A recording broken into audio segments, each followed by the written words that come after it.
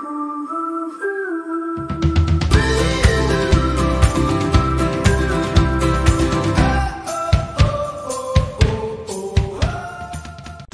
kuliah pengantar ilmu hukum topik ke-27. Hukum Tata Negara Indonesia, disediakan oleh Global Tutorial. Hukum tata negara dalam bahasa Belanda dikenal dengan istilah Staatsrecht atau hukum negara, state law, yang meliputi dua pengertian, yaitu Staatsrecht in ruimere zin, dalam arti luas, dan Staatsrecht in engere zin, dalam arti sempit. Staatsrecht in engere zin atau hukum tata negara dalam arti sempit itulah yang biasanya disebut hukum tata negara atau Verfassungsrecht yang dapat dibedakan antara pengertian yang luas dan yang sempit. Hukum tata negara dalam arti luas, in ruimere zin, mencakup hukum tata negara, Verfassungsrecht, dalam arti sempit dan hukum administrasi negara, Verwaltungsrecht. Di sisi lain, istilah hukum tata negara identik dengan pengertian hukum konstitusi, sebagai terjemahan dari Constitutional Law, Inggris, Droit Constitutionnel, Perancis, Diritto Costituzionale, Italia, atau Verfassungsrecht, Jerman.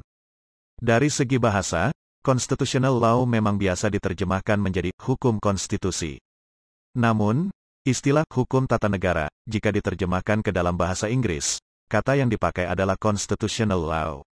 Oleh karena itu, hukum tata negara dapat dikatakan identik atau disebut sebagai istilah lain belaka dari hukum konstitusi. Hukum tata negara termasuk keluarga ilmu hukum kenegaraan, Staatslehre. George Jelinek menguraikan ilmu kenegaraan atau Staatswissenschaft dalam arti luas yang mencakup cabang-cabang dan ranting-ranting ilmu pengetahuan. Hukum tata negara mengkaji seputar norma-norma hukum yang mengatur hubungan antara subjek hukum orang atau bukan orang dengan sekelompok orang atau badan hukum yang berwujud negara atau bagian dari negara. Berikut definisi hukum tata negara menurut para ahli. 1. Menurut Kusumadi Pujosewojo, hukum tata negara ialah hukum yang mengatur bentuk negara, kesatuan atau federal, dan bentuk pemerintahan, kerajaan atau republik, yang menunjukkan masyarakat-masyarakat hukum yang atasan maupun yang bawahan, beserta tingkatan-tingkatan yang selanjutnya menegaskan wilayah dan lingkungan dari masyarakat hukum itu dan akhirnya menunjukkan alat-alat kelengkapan dari masyarakat hukum itu beserta susunan, wewenang, tingkatan pengembangan dari alat-alat kelengkapan negara. 2. Menurut Van Vollenhoven, hukum tata negara mengatur semua masyarakat hukum atasan dan masyarakat hukum bawahan menurut tingkatan-tingkatannya, yang masing-masing menentukan wilayah atau lingkungan rakyatnya sendiri-sendiri dan menentukan badan-badan dalam lingkungan masyarakat hukum yang bersangkutan beserta fungsinya masing-masing serta menentukan pula susunan dan kewenangan badan-badan yang dimaksud. 3. Menurut Paul Scholten, hukum tata negara itu tidak lain ialah hukum yang mengatur mengenai tata organisasi negara. 4. Menurut Logeman, hukum tata negara adalah hukum yang mengatur organisasi negara. Negara menurut Logeman adalah suatu organisasi kemasyarakatan yang bertujuan dengan kekuasaannya mengatur serta menyelenggarakan sesuatu masyarakat. 5. Menurut McIver, hukum tata negara adalah hukum yang mengatur negara, sedangkan hukum yang diperoleh negara dipergunakan untuk mengatur sesuatu selain negara disebut hukum biasa. 6.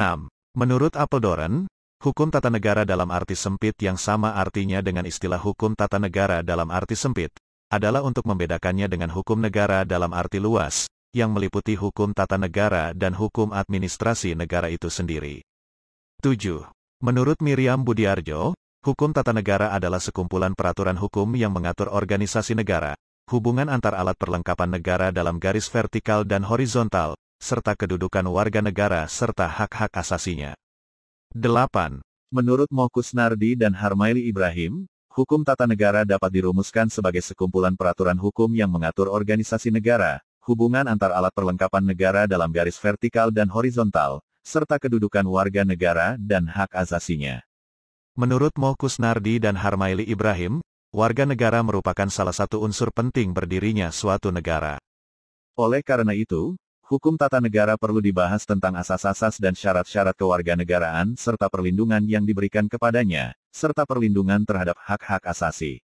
Hukum tata negara tidak hanya mengatur wewenang dan kewajiban alat perlengkapan negara saja, tetapi juga warga negara dan hak-hak asasi warga negara.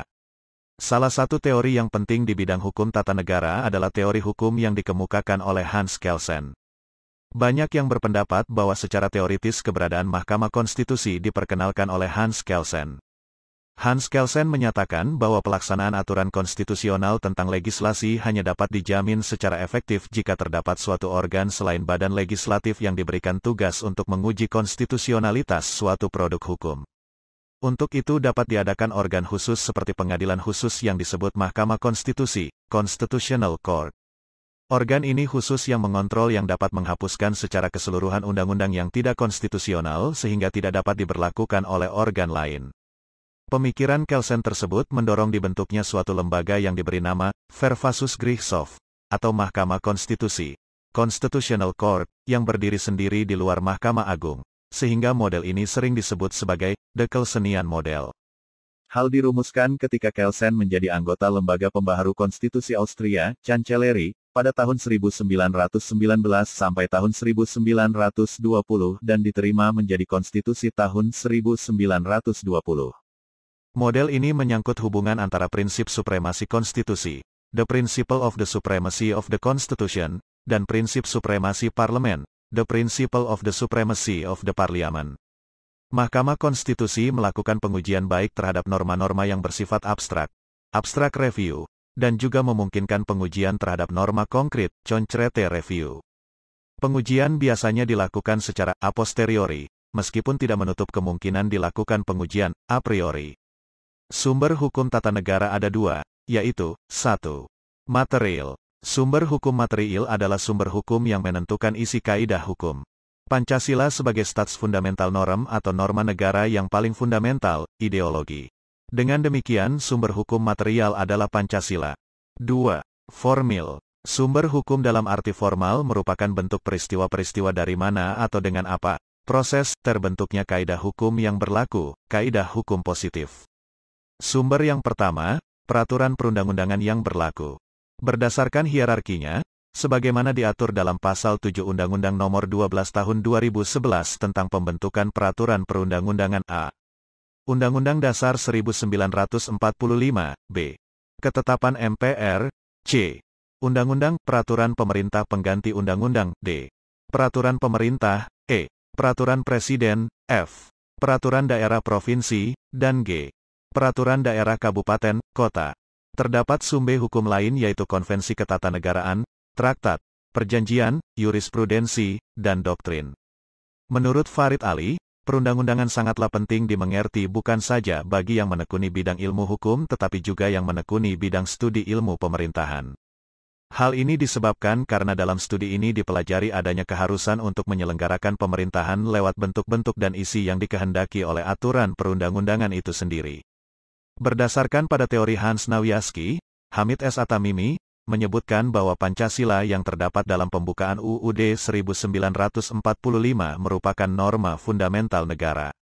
Sedangkan batang tubuh UUD 1945, ketetapan Majelis Permusyawaratan Rakyat, dan hukum dasar yang tidak tertulis berupa konvensi kebiasaan ketatanegaraan sebagai aturan dasar, aturan pokok negara, maka peraturan perundang-undangan Republik Indonesia yang merupakan formal Gazette adalah peraturan-peraturan yang dibentuk oleh Presiden dengan persetujuan Dewan Perwakilan Rakyat, yaitu undang-undang dan perundang-undangan lainnya yang dibentuk oleh lembaga-lembaga pemerintahan.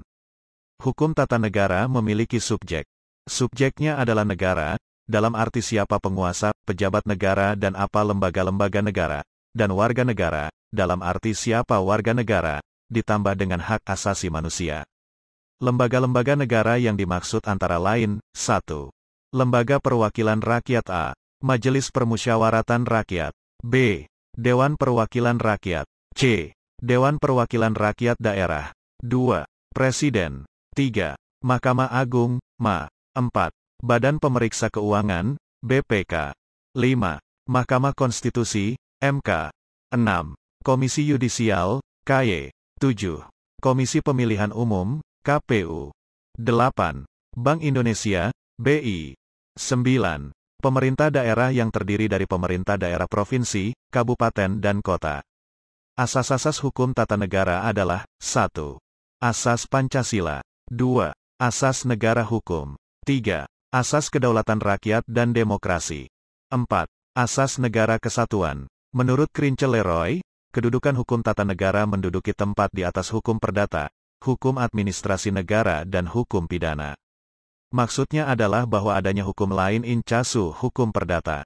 Hukum administrasi negara dan hukum pidana didahului oleh adanya hukum tata negara. Sebagai contoh di Indonesia berlakunya hukum perdata, hukum administrasi negara dan hukum pidana beserta hukum-hukum yang lain karena diberlakukan oleh Pasal 2 Aturan Peralihan UUD 1945 yang disahkan pada tanggal 18 Agustus tahun 1945. UUD 1945 adalah sumber hukum tata negara itu sendiri. Berdasarkan Pasal 2 Aturan Peralihan UUD 1945, semua badan dan peraturan masih berlaku sepanjang belum dibuat yang baru berdasarkan Undang-Undang Dasar ini. Dengan demikian semua hukum yang berlaku, positif, pada zaman pemerintahan bala tentara Jepang menjadi berlaku saat itu baik yang berupa hukum perdata, hukum administrasi negara dan hukum pidananya beserta hukum-hukum yang lain. Van Vollenhoven mengemukakan hubungan antara hukum tata negara dengan hukum administrasi negara yang diawali dengan pemberian definisi hukum tata negara dan hukum administrasi negara terlebih dahulu. 1. Hukum tata negara merupakan suatu gabungan peraturan-peraturan hukum yang mengadakan badan kenegaraan, yang memberi wewenang kepada badan-badan itu, yang membagi pekerjaan pemerintah serta memberi bagian-bagian itu kepada masing-masing badan tersebut yang tinggi maupun yang rendah. 2. Hukum administrasi negara sebagai suatu gabungan ketentuan-ketentuan yang mengikat badan-badan yang tinggi maupun yang rendah apabila badan-badan itu menggunakan wewenangnya yang telah diberikan kepadanya oleh hukum tata negara itu.